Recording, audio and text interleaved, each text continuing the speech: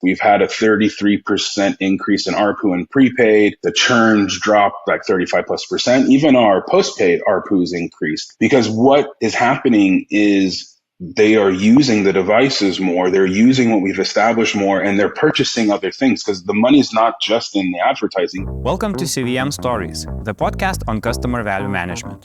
Together, we explore how companies can be more successful and the customers happier through the use of latest customer value management techniques. Learn key commercial and analytical insights from telecoms, retail, finance, and other industries that drive CVM forward. Hi, I'm your host, Egidius. Today, I'm talking with Ryan Alvarez, CEO and General Manager of VIVA Bolivia. Ryan is building a super app that is changing how telecoms make money. In this episode, he will explain how telecoms can tap into advertising industry and easily double their customers' ARPU. Is that really possible? Well, let's find out.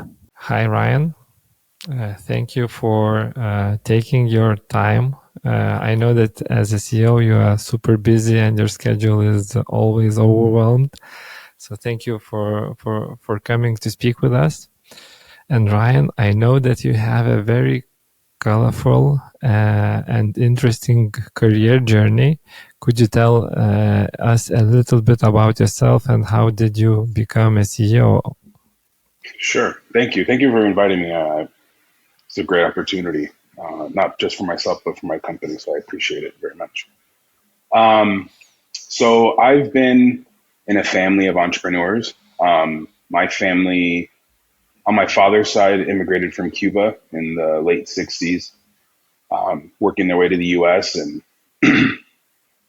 at the time where they really had to restart everything that they had, and a very hardworking family type of mentality. And that's just carried through the generations from my grandfather to my father. And my father's been a serial entrepreneur for many years, but really struck hold in the telecom space.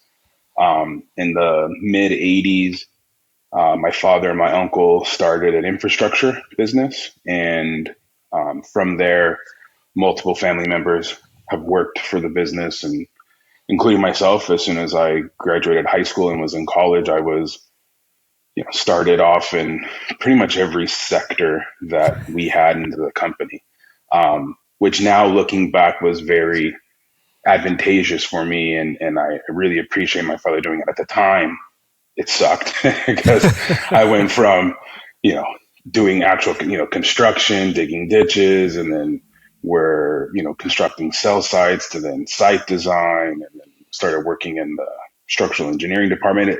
Because originally I wanted to be a structural engineer. Mm-hmm. That's what I was going to college for, was structural engineering. And I quickly found that was not what I wanted to do and what I wanted to be. So I definitely was thankful for the opportunity of being in the department and seeing what was done. And then, started getting my opportunities inside of the business. And we had a project in Hong Kong that was a lot of fun. It was a multi-MZ solution for business travelers in the area. And that's where I got my first taste of doing marketing. We did a lot of direct-to-consumer stuff that my brother and I were the innovators of, or the heads of that project. And once we sold that business in Hong Kong, it was probably the hardest thing I've ever done in my life, where I told my father I wanted to start my own business and not work for the family business. And my brother and I had, again, probably the most nerve-wracking meeting I've ever had, I would say. It was us putting together a business plan and showing him how we wanted to sell products. And we were going to start with skincare. And he just was over the moon about it. It was the exact opposite of the reaction I thought. Mm-hmm. And so he helped us with the business plan, and even helped us with, lining up investors. And we built that business to well over $100 million a year in revenue. It was a lot of fun. And then during that time, we were vertically integrating as we were going, and we were growing very rapidly. And the kind of place we got stuck was, the actual displaying of the advertising itself. And it was around that time where he was having issues with his carriers, paying rent on towers, because at that time he was in 14 countries throughout Latin America, about 20,000 towers underneath the family umbrella. And, payments are starting to get delayed. And that's when we came up with this idea about 7 years ago well, what if carriers made money advertising to clients because they have the data necessary to do so? And then so my brother and I and him started game planning. We were building devices, micro edge computing devices that you would actually stick on the towers. Initially it was Wi-Fi, but then we realized we can connect it into the eNode B and directly into the base station, but then you needed a whole nother layer of software. And it just got to a point where once we had this solution developed and we were actively selling it, a lot of the CEOs that were friends with my father were all on board with it. Like, yes, this is great. I love the idea, but the process of implementing it was extremely difficult. And their executive level and managers and core engineers and all these people were just roadblock after roadblock after roadblock. And that was about 4 years of development and roadblocks. And then we just finally realized the only real way we're going to be able to do what we envision is acquiring a cell phone company ourselves and doing it ourselves and kind of leading the way. So that's why we acquired Nuevatel. We acquired Nuevatel in Bolivia. We wanted to find a company that was distressed, which Nuevatel at the time was distressed. And the great part about that acquisition was they actually also owned a software factory, but they weren't really utilizing that software factory. And my brother, who's been my partner the whole time, he's very software minded. He was already dabbling in the AI stuff way back then. And they're like, hey, let's do a software protocol, the whole thing, and not hardware and software. And then that's where the whole Alva piece came about, was the merge of 7 years and these acquisitions to find the right route to really take Viva Bolivia to the next level. Last year we implemented the protocol and it's been doing great. And as of at Mobile World Congress this year in Barcelona, we unveiled it to everyone's, where we have a white labeled version that we can partner with cell phone companies around the planet. So that's my history in the shortest time as I can. This is like one of the craziest stories on how do I prove for telecoms that my product works. It's like by purchasing a telecom and showing that it works. Yeah. I mean, that's, again, from a family side, that's what my grandfather, if no one believes in you, believe in yourself and just go in. Yeah. And, the stars aligned though, for sure. It wasn't something where it was an easy piece. It happened we come across it. We do a lot of business with other tower companies, and we actually got this opportunity from another tower company that showed us that this company was in distress, and they knew what we were doing to help solve some of these problems too. So that's why it was a collection of many years of my father's experience and friends of his that got us to that point. So initially I started as the marketing director, because that was my core knowledge, but it was also to learn Bolivian culture, to learn the way that they work, because a real marketer never comes into a market with a predispositioned mentality. You have an idea, but you get local knowledge and understanding of where they're at and how to kind of adapt what you are trying to achieve to get it on that right path. So that's where I started for about 2 years, and then it just needed to really take hold. We needed to switch to myself being the CEO and really shift the thinking in the company, because we don't really see the company as a cell phone company or a telecommunication company. It's a data company that just uses cell phones and telecommunications to serve the data. Mm-hmm. So for me, this is like a super interesting concept. So because you don't think of a telecom as a dumb pipe of data. You think about this as a really data company, and then you kind of pushed this towards like a super app concept. Yes, if I understand Yes. correctly. Could you explain a bit as what is this Viva app? What does it do? What kind Sure. of So it's a super app that is what we've done is we've actually embedded it into our regular general cell phone app, where you would recharge and activate lines, SIM swaps, things like that. And what we've done is we made a browser-based super app because a lot of the advertising and connectability features are done with the browser aspect inside of the super app. But then what we started doing is really diving into what our users were doing on their phones. And that's where we started interconnecting, a majority of what they do on their phones to give a ecosystem that made sense for them to actually navigate. Because if they're not navigating on the app, you can't advertise on the app. You can't use the data that you have. So it was all about usability and getting the right partners and the right aspects of what people do every day on their phones. And then from there, it just started building where it was, taking foothold. We do offer 0 rating. So our clients, when they're using the app, they don't consume megas. They have to have an active line. So they have to be able to activate the phone and, purchase the SIM card and have an active line. But effectively, they can browse the internet and do about 96% of what normal people would do on their phones, all from the super app with, Boliviano a day of an activation fee type of a thing. So it made it very attractive, especially to the prepaid. I mean, because really the real problem we were trying to solve is the prepaid customer, because postpaid customers by far and away, you have good revenue, you give them good service.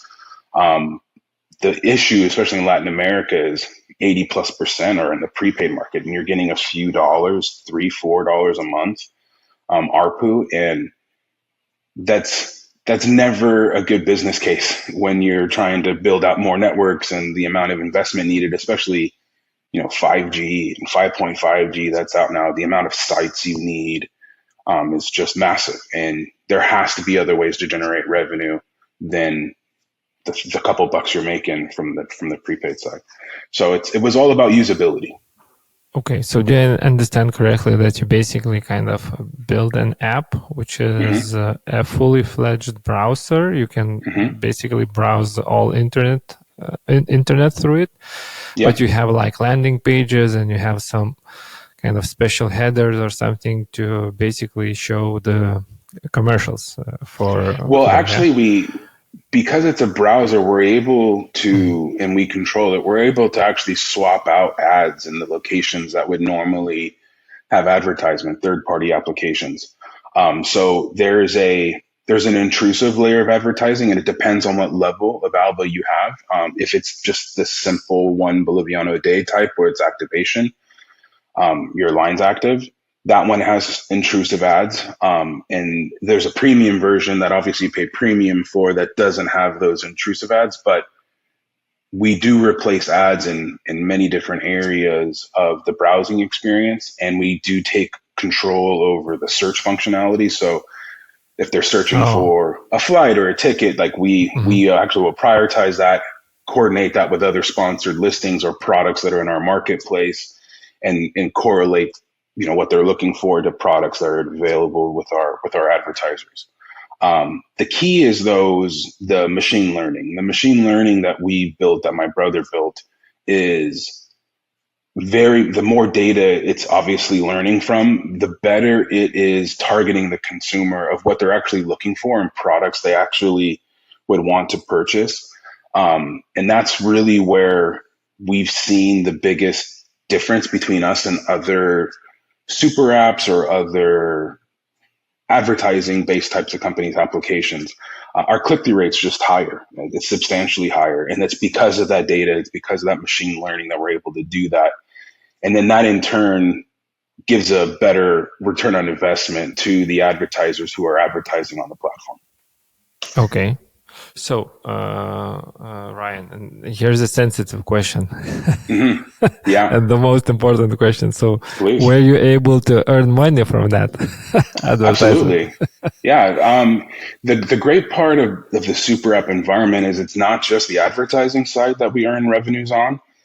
We're partnering with banks, local banks. We're partnering with local content providers. We're partnering with marketplaces and all these other types of things. It's our vision isn't an exclusivity type of vision. It's an inclusive type of vision where I want more products, more people, more opportunities, more business relationships. I'm not trying to control the market. I'm trying to be inclusive into it. Because the reality of this situation is 90% of all of the mega apps advertise, the huge companies, the biggest companies in the world, all of their money comes from mobile phones. I mean, mobile phones around the world are how they're generating their revenue. Without an operator, they wouldn't get they wouldn't get that from desktop and those types of things. It is all from mobile aspects. So that is where we're just kind of taking control over the consumer that we have. We're not blocking any apps from being used. We're just giving the consumer the option. Do you want to use our app and do the similar types of things in a zero rating environment? Or do you want to pay us for the data and you can use the apps in their regular native environment? It's up to you as a user. But obviously the zero rating aspect. And then we also have a rewards program. We call it OMG. So everything they do from navigating or, interacting with an advertisement or interacting with a bank partner, establishing an account, we give points. And those points then are converted to either getting various other packages or potentially products or a mix of points and money to actually purchase products. So it's very user friendly. So technically, you are paying users for actually using megabytes. Yeah, no, exactly. No, this is a twist. No, it's and the weird part is, and that's why again, I'm really happy that we went down this crazy route of purchasing the telco. Any type of thinking would be you're offering it for free, you're paying for use. What's happening to your traditional telco business? And actually what's happened in Bolivia is we've seen an uptick. We've had a 33% increase in ARPU and prepaid. The churn's dropped like 35+%. Even our postpaid ARPU has increased because what is happening is they are using the devices more. They're using what we've established more, and they're purchasing other things because the money's not just in the advertising. It's the bank I'm connecting with, they get a piece of the transactions that are being done and the user acquisition side or various other applications that want to partner with us or even content, like distributing that content and sharing advertising revenue on that is another way we make revenue. So yes, it is making revenues. We're still in the very, very early stages of its implementation, but it's definitely not just helping the other side of the revenue side of the app business. It's actually helping the telco side, which I didn't think was going to happen. So it was a pleasant surprise. Something as we are kind of going through that process and learning from it. And it's been great. It's been a great, feather in the cap when we're talking to other potential telco partners that we're doing this white label solution with of like, you don't have to worry so much about just obliterating your business. Your traditional business isn't just going to go away one day. You're going to be able to even help that traditional business as well as make alternative revenues, which right now operators need. Operators need, like I said, for the build outs and everything that's coming to really give users that connection that they need. Because they're doing everything on their phones. They're buying products, they're streaming, they're doing all these things, and the amount of data they're going through is enormous, and it's hard for the operators to keep up. This sounds like crazy interesting. I would say because this is kind of totally unexpected direction. Yeah. Like because everybody are thinking like, how do we monetize this 5G networks, etc. And here is an alternative idea, Yeah. Well, that's what we're here to disrupt. We're here to really cause a disturbance in the force kind of a thing for good. And another great thing that's really been happening is you get a lot closer to your business to business clients. And it gives our B2B team you're not selling anymore. You're actually helping. And when you're coming to a company offering help and helping them increase their revenues or helping them, and some things are no cost and, we share revenues it really opens up the ability to actually work with these companies and later sell them service, because they do need service. They need fiber to their business. They need phones. They need all those things. But when you're coming in it from a different angle like we do, it's really helped our B2B team really grow that division, because when we first acquired, it was almost a non-existent division. One thing which is super interesting for me, it's like if we look from marketing perspective, usually it's like the new channels are the ones that are always growing, always interesting. When the Instagram came up, everybody needed to go to Instagram. Then when other new platform comes, everybody wants to move there and grab, let's say, the first best things out of it. I was wondering, what are your advertising partners kind of communicating back to you when they try out this? What is their experience in terms of what are their results? Yeah, well, we're giving them a higher return on it. I mean, we're getting them more clicks. I mean, we're getting some advertisers are seeing north of 15% or 100% more clicks. So most platforms would be about 1% click-through rates. Most of our advertisers are seeing anywhere from 10 to 15%. So it's a dramatic improvement. But I would say the biggest challenge that I've been having in Bolivia really is the market is mainly cash carry in the streets, people purchasing. People really don't trust vendors, so they want to go touch and feel the product and pay for it in cash. So it's a very, very young market with regarding to purchasing online and things like that. And alternatively, it's also a very young market to how to actually sell to those people. A lot of the advertisers in the beginning were going to home pages and things that didn't actually sell product. And in my personal marketing beliefs, like branding is important, but you can brand while you're selling your product at the same time, where you can get a return on the investment and actually sell some goods. So we've actually been doing a lot of, I don't want to say tutoring, but assisting them of like, okay, you have this great product. Don't go to your landing page where they have 90 different options of other great products that you have. The advertisement that we need to send to the customer needs to be targeted. We have all this data to allow you to target specific products to specific people that would actually buy your product. Send them to a page that only has that product, or variations or add-ons, once the product is. That type of thing is something that we've been really helping our advertisers with, that, they're just not as mature as other markets like in the States and what I was doing with my company previous to this and in Europe and things like that. So that's something that we've been doing. But then a key partnership that we had to get was a local delivery provider that was able to pick up the product same day, deliver it to the consumer, and that consumer can touch it, feel it, and then pay in cash.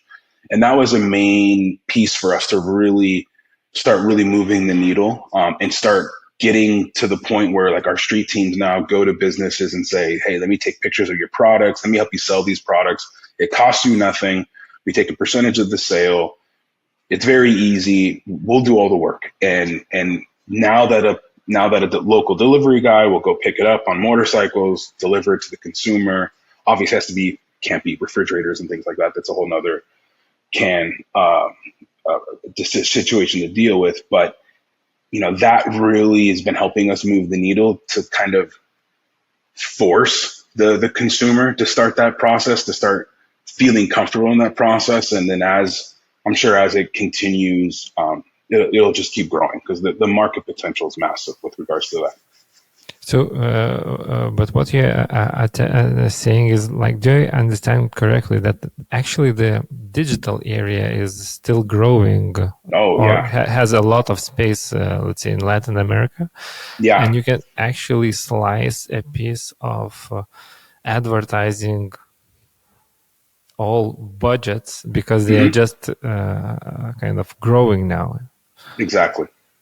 No, So, it's exactly what it is, and it's really, I mean, the big companies, have the agencies, and we work with those agencies and the big companies, but the real untapped source and an effective piece of what we built in Alva was, we call it local first mentality. I want the local shops. I want to help those local shops. And frankly, consumers want to buy from the local shops. They just, in this time and day and age, you don't have a lot of time to go shopping and find these places. If you Google them, they don't know how to put themselves in a keyword search and how to display their websites. Most of them don't even have websites. They just have like some type of Facebook marketplace that they're selling products on. There's there's a lot of room for growth, especially in that area. And that's where a majority of business is done in Latin America. So that for us is probably the greatest potential that we see. And that's where we're really focused on those small, medium enterprises, and really enabling that growth and facilitating that growth. If you are interested in customer value management, check out our customer value management body of knowledge. CVM Book is a comprehensive guide for CVM professionals offering tips, tools, and best practices to help you in your job. Visit cvmbook.com for more. So Ryan, if we would step back and think about what is the potential or what is your objective in terms of ARPU growth Mm-hmm. for your customer base. So kind of how much Sure. money do you see there? Well, in Bolivia, our target by the end of the year is to get to a $15 ARPU per user that's in the platform, Mhm. which is Is right it on par with our it's per month or per per month year? per user. Yeah. Right Per now month per we're user. about right now we're just under five, plus or Okay. minus. But we're actively growing the base, kind of forcing our users to be using the app and running campaigns for people that aren't our customers, that are our competitor customers, because we have the app itself, but we also have the branded app and in the cell phone app. Um, because anyone can use it. You don't need to have the zero rating aspect. You don't need to be, on our carrier network.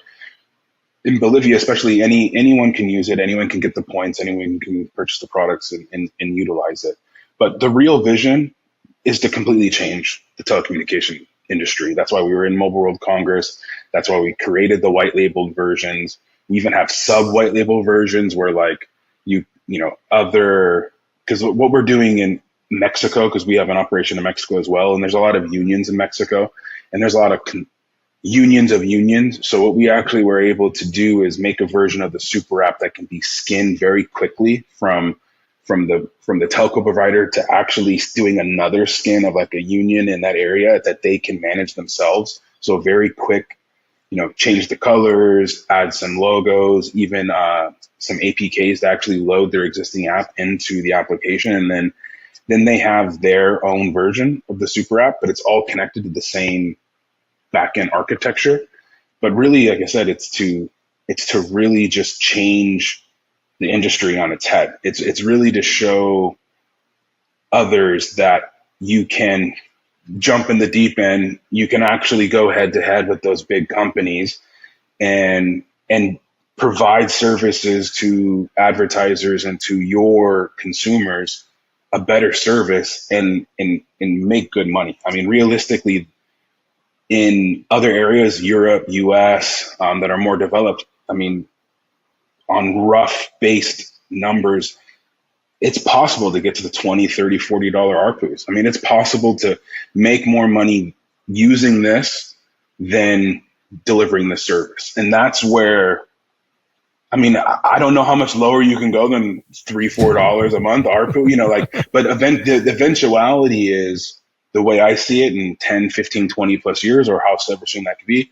it's not going to be about what you how much you're charging. It's going to be free. In my opinion, it's eventually going to be free, especially with the use of this type of application and what we can do. And then it's just going to be about how good your partnerships are, how good your service is. It's going to come down to those key metrics more than it's going to come down to the price in which you're offering it. Because people, there's like an adverse feeling, like it's such a needed part of everyone's everyday life. But when that bill comes and they can spend $3 less, they'll switch to the next, the next provider to save those couple dollars. But then they'll go to a restaurant and spend 200 on, whatever like that, no problem. And it's just a commodity logic that people are so used to. And frankly, that's what this is for. This is for just the complete obliteration of it in its eventuality, and really making money on the user experience, really making money on your partnerships and your service. Because if you don't have good service, then you can't connect, then you can't get this, and then you're going to be stuck. And then time of deliverability is going to be slowed down, and then that's going to be where you're losing money, not because of them switching and churning over to the next competitor. Mm. Well, Ryan, for me, it's like when you say like that your objective is to reach $15 in ARPU per user. Yeah. If I understand correctly, it's something like double or triple a normal prepaid ARPU in the region. So for us, it's triple prepaid, and it's about on par with our postpaid. Yeah, so that sounds like a money printing machine, Yeah. That's basically totally unbelievable. Yeah. So let's stay with this vision. Like we have a bigger ARPU from advertising than from subscription, which could be kind of a totally mind-blowing idea.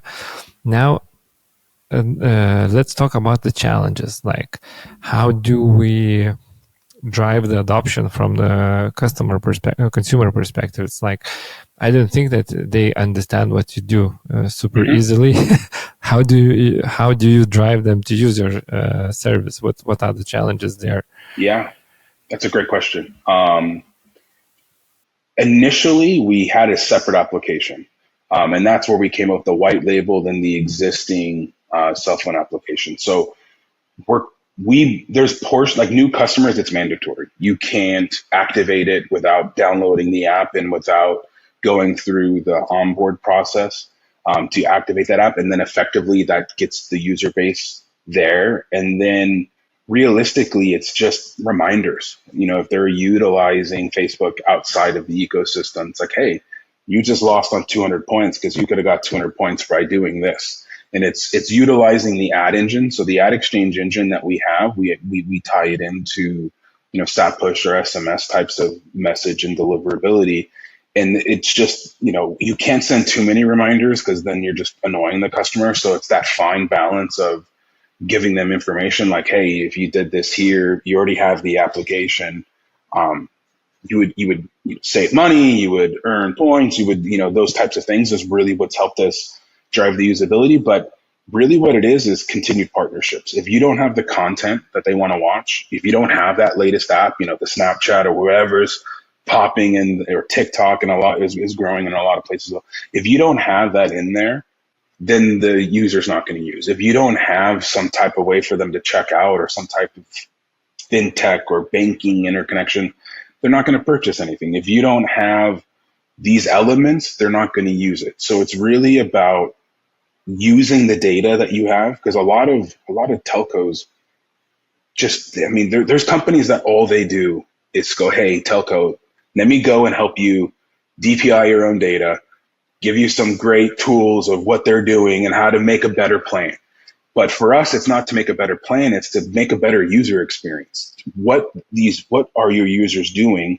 What can you add into the application to then give them a better user experience? And that user experience is the critical part. It's the ever growing, ever changing, always evolving type of thing that'll never stop at the end of the day.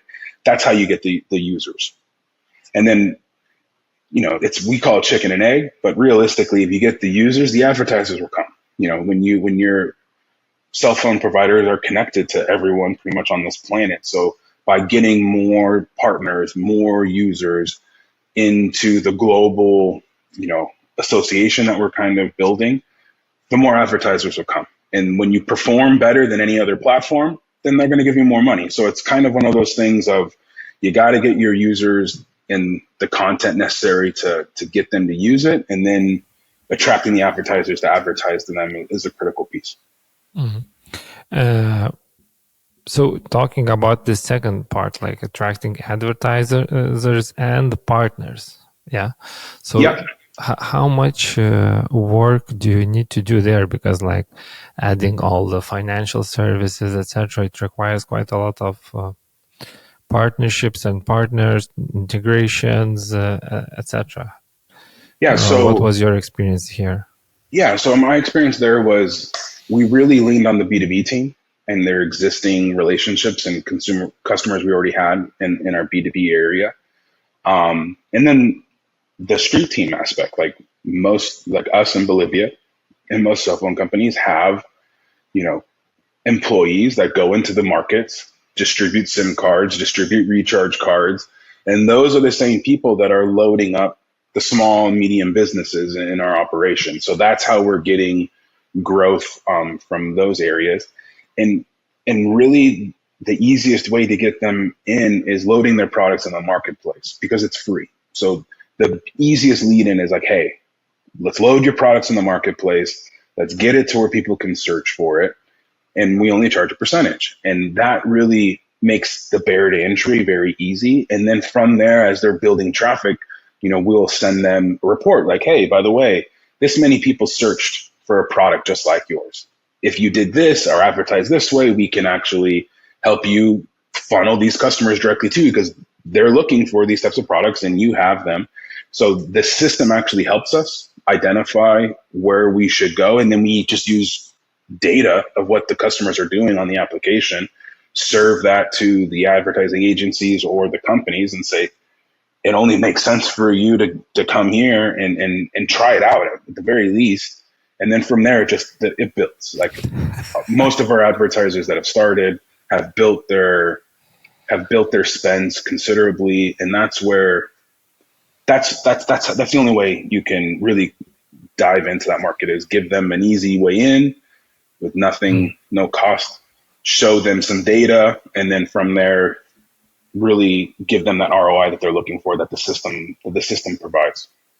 So Ryan, it seems that you are recreating the Google's playbook, with like Google Trends, Google Analytics. They're a great company to kind of piggyback off of, at least mentally. The thing that they miss though is the small companies. The big companies they serve very well. They get those big products, those big brands, and people that have advertising budgets and can afford a marketing consultant or a media buyer, all those types of things. Like there's a barrier to entry there, and that's great. They're servicing them very well. We do service them obviously, but again, we're a local first type of operation because that's who a majority of our users are. Like majority of our users are that on a cell phone side, especially in Bolivia. So that's where we target, and that's where we feel we have the biggest industry to grow, that they don't have the hands in the markets, on the streets to really attack that area. So that for us is the big area to attack. And for here, I should, guys, I should give you a genius status because you really have this B2B sales force, which is a unique thing because every telco have a B2B sales force, which is significant, and you have all those relationships and so on. So, yeah, that sounds super inspiring. Thank you. Now, Ryan, if I understand correctly, your vision is much bolder than Viva Bolivia, yeah? It's like you want to conquer the world with this. I want to partner with the world. I don't want to conquer it. I want to partner. I want to help every cell phone company, every MVNO, because in Mexico, we have an MVNO and we're testing this whole process and the MVNO process. But it's really, I want to partner with every cell phone company that's willing to partner with us. We're not doing exclusivities. I'm not, picking one per country and just really letting that attack. To me, it's a much bigger war. It's kind of cell phone companies versus those other big companies that are doing this advertising piece, utilizing the cell phone network to actually distribute. And that to me is the real war that we're fighting, and the real potential that we have is and how I see it, it's inclusion. I want to include every cell phone company that there is into this type of thinking. And, there's other companies that are trying to do this, I know, and they've hired marketing companies and things like that. And for me, that's just validity. That's validity that we're going down the right path. Being kind of one of the first into the market with a real solution that's actually built for telcos by telcos is an opportunity for us, obviously. But, the more validity there is in the market, the more that, we're going to be able to grow what we're doing and the partnerships that we have. Mm-hmm. And imagine if a telco somewhere in Lithuania would say, "Hey, we want to try this out. We want to launch this. How much time would it take to set things up? Yeah, it's another great question. We built it to do it very quickly, so it'll typically take 4 to 6 months to do the full integration. A lot of that time is mainly because what we do is we take their existing telephony app, we take the API calls and build that app inside of the new white labeled app. Then we skin the app to their colors, logos, and all those types of things. Then we start working with their B2B team in partnerships to do other integrations. So that's about 4 to 6 months to kind of go to identify those things, go through that process, install it. Now, if they're fast, typically what we've seen is they're not as fast, and it'll take us that long if we have the information. But typically they take a little bit to get the information to really wrap their heads around it. So mainly it's been more to 6 to 9 month process to really have it fully launched. But that's about the timeline of it. And then the great thing is it's a zero risk aspect for the telco operators. I charge nothing. I don't charge a setup fee. I don't charge anything like that. It's revenue based, revenue sharing. What we bring to the table, we all eat. And then there's, various fees that are taken out of the revenue, for support or for servers, because it often takes a lot of servers. And especially in Europe, we have to put servers in their locations, and because they have to own the data, own the app. It's a license agreement at the end of the day. So that's a way that we get around those privacy concerns, because it's the cell phone company's application, it's the cell phone company's servers, but we maintain them, operate them, and do those. So there's a fee that's taken out for that, but it's all taken out of the revenue that we generate. So if no revenue is generated, then there's no cost other than time to do so. So that's where we've had a very big ramp up period. We have a lot of really good contracts in the works and partnerships that are from the result of Mobile World Congress. We're pretty close to our availability to kind of keep that timeline. We're getting to the point now where if we get more telcos that want to do this, the timeline will kind of grow, but that's what the timeline is now. Mm-hmm. And so which are the regions that are kind of most fascinated by your crazy Latin ideas? America. Yeah, Latin America for sure. We have a nice group there, and in Europe. And then there's some dabbling in the US, but it's kind of through a sub type of thing. But those are Europe, Latin America, and the US are the ones that I've really taken through this partnership capability, and those are the ones that we've been talking to. But I mean, at the end of the day, it's all over. There's some companies in the Middle East that we've been talking to, Africa, Asia as well. So I mean, it's all over. But the ones that just don't leave, stay here, get your technical team are those regions. Those are the ones that are just really, really pushing to move forward with us, that's kind of what I'm looking for at the end of the day. I want someone that's aggressive in the mentality, that wants to jump in, because then it just creates more validity. versus, kind of a slow play. Mhm. So, Ryan, you want in your LinkedIn profile, you want to have the signature like "I killed Google"? No, not at all. To me, it's just there's more than enough.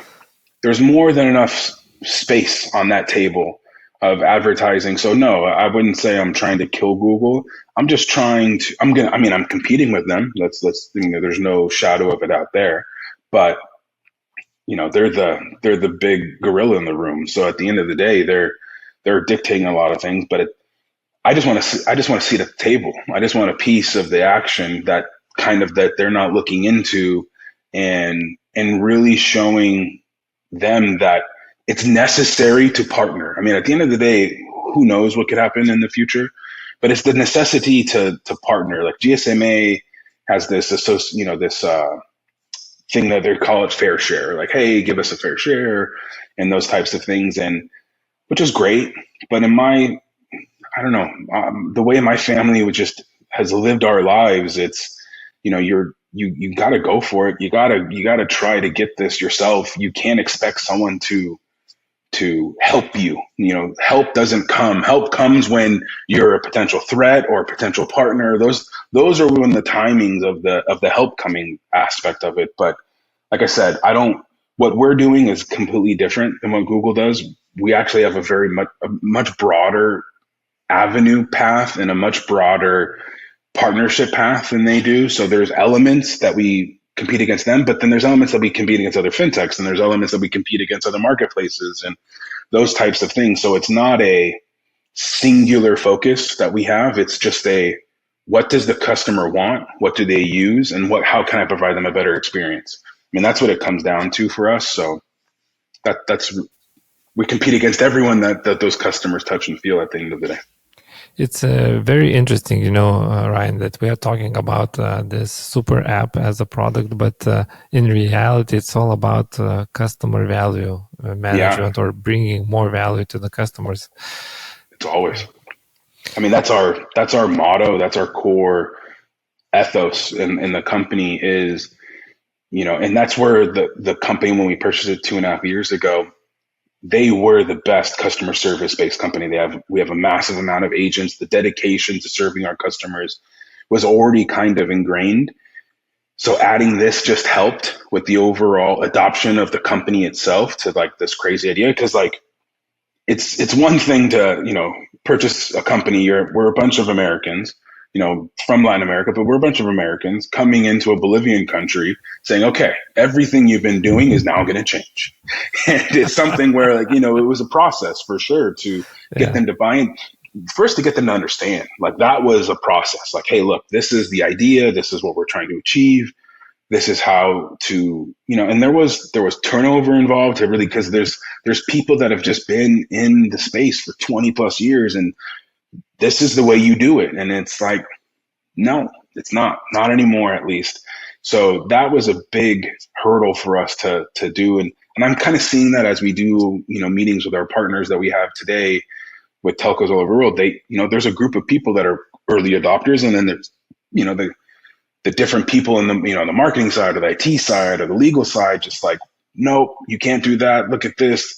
This is the problem. And it's solving a lot of problems like that, where it's just like, look, we have a lot of these bases covered, but we'll look at this. We help you with this. And that's where we've built a lot of rapport with our partners, is the ability to solve those problems on a one-on-one basis for them specifically, to really get them to where they need to be mentally. Because as the technical team's doing that for 6 months or so, we're working with the marketing team's working with their marketing team of how to market it, the plans associated with it, the B2B partners, getting those companies to do the integrations. Because again, if you don't have the content, you're going to launch something and it's great. What do I do? Oh, the same thing I did before. Buy my SIM card, swap my SIM card. Like, there's nothing else here other than a browser. That's where it's really critical, because it's a completely customized platform by country, by operator. It has to have the customization aspect. Without it, it's not going to generate the revenues that they need to see, or that anyone wants to see. Yeah, it's kind of When you think about it, it's totally crazy. Just really turning upside down all the thinking in Yeah. telecom. Okay, Ryan. So we will be wrapping up our conversation, and I have 4 questions that I usually ask my guests to finalize. Okay. So, question number 1 is about your proudest career moments. Proudest career moment. I mean, right now it's Alva for sure, and just even the honor of being the CEO of Nuevatel and the buy-in from the company. So where I'm at currently right now is for sure the biggest achievement. Just our family sticking to our guns for 7+ years, and really, there was a lot of challenges in the middle. I'm giving all the rosy, easy to do stuff, but I mean, like any other path like this, it was a hard road traveled for sure. So the resilience of that and to get to where I'm talking to you here today for me is just it's not something that I envisioned in this process, but I'm very happy that we're here. So today, when we're doing now, for sure. I hope that you will still talk with us like 10 years from now. I hope so too. No, of course. You never forget who helped you on the way up. So no problem. The second piece is not everything goes great, in your career. Sometimes you have some failures or hard lessons. Could you share some of yours? Hard lessons. So what in my saying is I call them got effed t-shirts. So t-shirts. And I have a collection. I mean, I've had, especially through this process, like many people say they can help us and steal and, those types of things. So realistically, I mean, one in particular, when we were in Hong Kong, we had an operation in China, and those people really took advantage of what we were able to achieve and situate with them. And luckily, we were enough, to get to the point where we can recuperate most of what we had. But that was learn, and that to me is where I learned the cultural differences, because I was young. I was early in my career. It was about 16 years ago or so, and just the importance to understand the cultural aspects and how they do business and where they do business and those types of things was very important. And then that's why when I went to Bolivia, that 2 years for me were crucial of learning that aspect, because that's what I was really trying to get a hold of, to how to do business in that territory. So, but that was based off of a very bad experience in China. So, well, you learned, Yeah, no, you have to, and that's why I call it t-shirts. Like the goal is to never wear the t-shirt twice. You know what I mean? So I have it, I remember it. I don't dwell on it. It's kind of like the envision is I put it in the closet and it's off to the side. I don't really see it, but I know enough to remember not to wear that t-shirt again. So that's why I call it that. So like if people are in the office, they go, Ryan, I hope this isn't another t-shirt. And so that's kind of like a little saying around here, around the office and stuff like that, is like, or I'll tell them, hey, don't make this another t-shirt for me. So let's make sure we're checking this and doing this properly. So yeah. Okay. Then kind of listening to you, obviously there's a lot of inspiration to be a better entrepreneur. What would be your advice for learning sources, for people who wants to grow and kind of basically achieve more? First is listen. I mean, you can't learn anything or do anything without listening. I've been extremely lucky to not just have my father and my grandfather, but the people my father put me in front of to be mentored by. Various, it's from everywhere, lawyers, accountants, just different things. Like, it's just really listening to what's happening, and a good entrepreneur takes that what they listen to and adapts that to the opportunity that they see that maybe no one else sees. And then secondly, it's constant learning. I mean, I'm never one to think I know it all. I'm constantly reading various, leadership books or just papers. I mean, even your guys' publication, I took that back with me from Mobile Congress, and I've been penciling that in market. I mean, even though I am a very, customer value management is extremely important to me, and I feel like I'm a very good person at that, I'm still going to listen and read other insights and catch something I might have missed that I can utilize somewhere. So for me, it's the only way that you can get better is listening. If you don't listen, you're never going to hear you're never going to be able to visualize an opportunity to take advantage of as an entrepreneur. So it has to be listening or learning, reading, listening. It doesn't matter if it's via your ear or via your eyeballs, but that is for sure the most critical element for me.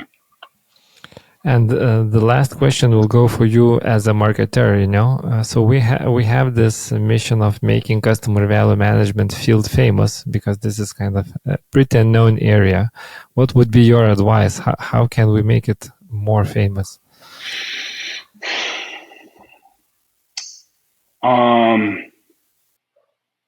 I mean, realistically, kind of what you're doing now, because now that I've met you and I've kind of gone down your rabbit hole of the various podcasts that you've done and things like that. I mean, that is what's important to really getting those ideas put across is getting various people, communicating to them, getting them, because now that I'm aware of it, my team's aware of it, and now they're looking into it, and then word of mouth at the end of the day is going to be, I would say, the biggest aspect, because it's kind of hard marketing, your brand and marketing what you guys are trying to do. It's kind of similar to like you're doing it. Like, so you have business cases of people that you've talked to, people that you've helped, and that's what is going to build that momentum necessary to do so. But the only thing I would probably recommend more is on the social media aspect is very big. And that's something where, we do a lot of it with interns and getting like people who have a very creative background, that maybe not even customer value management, but just artists. We get a lot of artists and things like that have never been in the cell phone industry, and we bring them in to really just do different things to attract that new user base that we never really would have any other way to really attack that. I would say that would be something I would recommend, just from the little bit of research that I've been doing to make sure I was a good interview. I mean, for me, it was more about not being like a dud interview type of a thing. So yeah, that's all I would say. It wasn't so easy for me to find that. So I would have that because it's organic and it's free. I mean, that's where that's the beauty of it. And a lot of times too, it's employees inside the office that probably they do it on the side as a business. So that could be something that they can kind of attack and do. Okay. So thank you, Ryan. It was super welcome. inspiring, super interesting. And I hope that many telecoms will follow your path. Thank you. Thank you so much. Thank you for the opportunity. And I look forward to the next podcast. I really do. CVM Stories is produced by Exacaster. We help companies take their customer value management to the next level. To stay updated on our latest episodes, subscribe to the podcast or sign up for an email newsletter at exacaster.com/CVM Stories.